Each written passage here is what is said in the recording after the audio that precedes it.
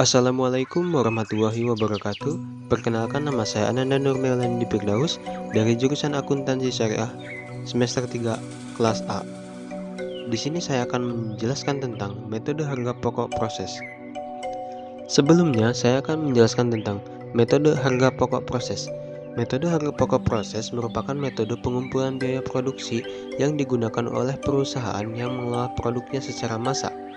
Di dalam metode ini, biaya produksi dikumpulkan untuk setiap proses selama jangka waktu tertentu, dan biaya produksi per 1 tahun dihitung dengan cara membagi total biaya produksi dalam periode tertentu dengan jumlah satuan produk yang dihasilkan dari proses tersebut selama jangka waktu yang bersangkutan.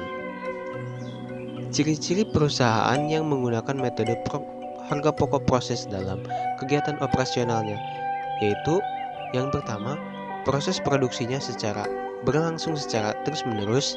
Yang kedua, produk yang dihasilkan bersifat produk standar. Yang ketiga, tujuan produksi adalah untuk persediaan yang selanjutnya untuk dijual. Yang keempat yaitu tidak tergantung kepada spesifikasi pembeli. Yang kelima yaitu pengumpulan harga pokok produk dilakukan periodikal, biasanya setiap akhir bulan. Yang keenam, pengumpulan biaya produksi per departemen produksi per periode akuntansi. Yang ketujuh yaitu perhitungan harga pokok per satuan dilakukan setiap akhir periode, misalnya setiap akhir bulan. Yang kedelapan yaitu perhitungan HPP per satuan dengan cara membagi total biaya produksi yang dikeluarkan selama periode tertentu dengan jumlah satuan produk yang dihasilkan selama periode yang bersangkutan. Yang kesembilan yaitu penggolongan biaya produksi langsung dan tidak langsung seringkali tidak diperlukan. Yang kesepuluh yaitu elemen yang digolongkan dalam BOP atau biaya overhead pabrik terdiri dari biaya produksi selain biaya bahan baku dan biaya bahan penolong dan biaya tenaga kerja, baik tenaga kerja langsung maupun tidak langsung. BOP dibebankan berdasarkan biaya yang sesungguhnya terjadi. Selanjutnya, saya akan menjelaskan tentang perbedaan harga pokok proses dan harga pokok pesanan.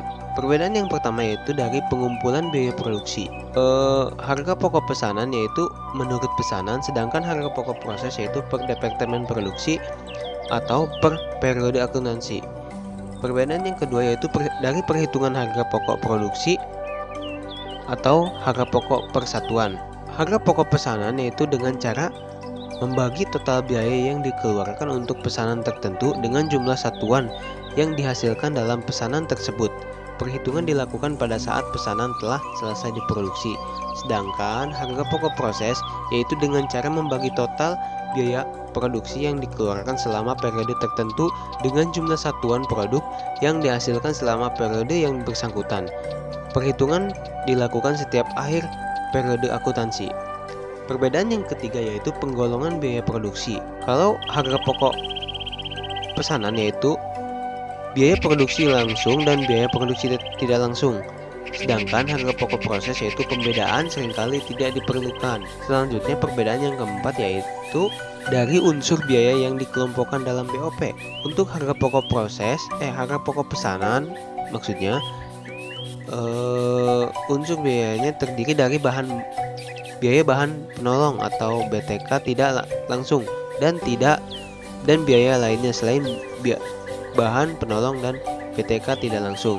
BOP dibebankan atas dasar tarif yang ditentukan di muka. Sedangkan harga pokok proses yaitu terdiri dari biaya produksi selain bahan baku, bahan penolong dan BTK langsung dan tidak langsung. BOP dibebankan sebesar biaya sesungguhnya. Yang terakhir yaitu saya akan menjelaskan tentang manfaat informasi metode harga pokok proses.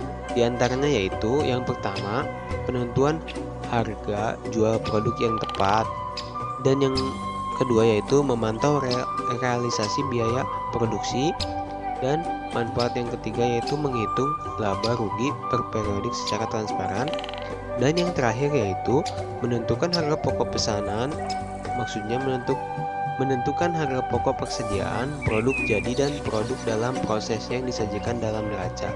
Mungkin itu saja yang dapat saya sampaikan, kurang dan kurangnya mohon maaf. Wassalamualaikum warahmatullahi wabarakatuh.